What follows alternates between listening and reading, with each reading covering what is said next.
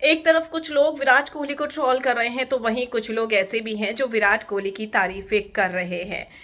दरअसल यहाँ पर ट्रोलिंग इसलिए हो रही है क्योंकि कुछ लोगों को लगता है कि विराट कोहली स्वार्थी होकर खेले, जबकि कुछ लोगों को लगता है कि अब विराट कोहली को कोई रोक नहीं सकता है इस वर्ल्ड कप में।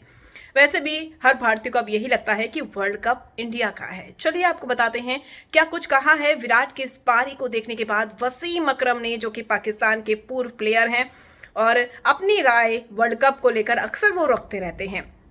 चलिए बताते हैं आपको बता दें कि विराट ने सचिन की बराबरी कर ली, क्रिकेट के भगवान की बराबरी कर ली और क्या चाहिए। अब क्रिकेट के भगवान का कहना है कि 49 से 50 में जल्दी पहुंच जाओ, ऐसी मेरी कामना है।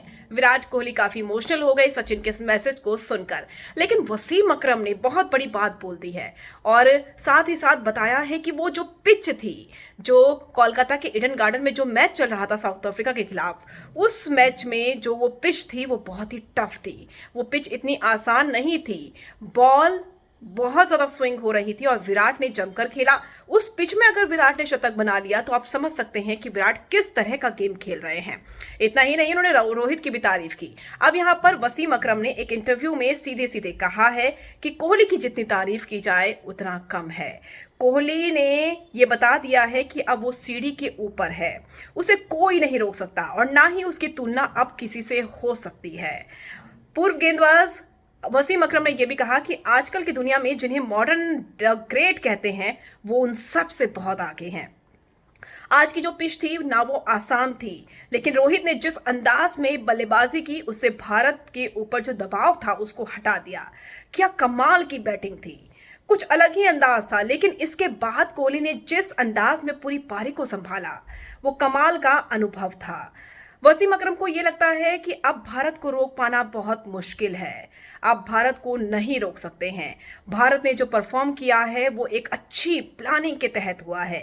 वसीम अकरम ने यह कहा कि ये सब वर्ल्ड कप से नहीं हुआ है, उनकी ट्रेनिंग जो है 2 साल से चल रही है। वसीम अकरम का बहुत बड़ा खुलासा है। इतना ही नहीं, उन्होंने ये भी कहा कि आप देखिए छोटी टीमें आती है तो अहम खिलाड़ी जो हैं वो रेस्ट पर चले जाते हैं।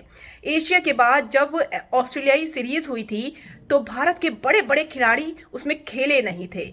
ये सब एक प्लानिंग थी और भारत ने बहुत बेहतरीन तरीके से प्लानिंग की है। इसी कारण ये लोग वर्ल्ड कप में कमाल कर रहे हैं, क्योंकि बड़े खिलाड़ियों को अक्सर रेस्ट दिया जाता है और उसमें फिर छोटे खिलाड़ी लाए जाते हैं ताकि उन्हें भी अनुभव हो बड़े प्लेटफॉर्म पर खेलने का और बड़े खिलाड़ी को आराम मिलता है जिसकी वजह से वो अच्छा परफॉर्म करता है।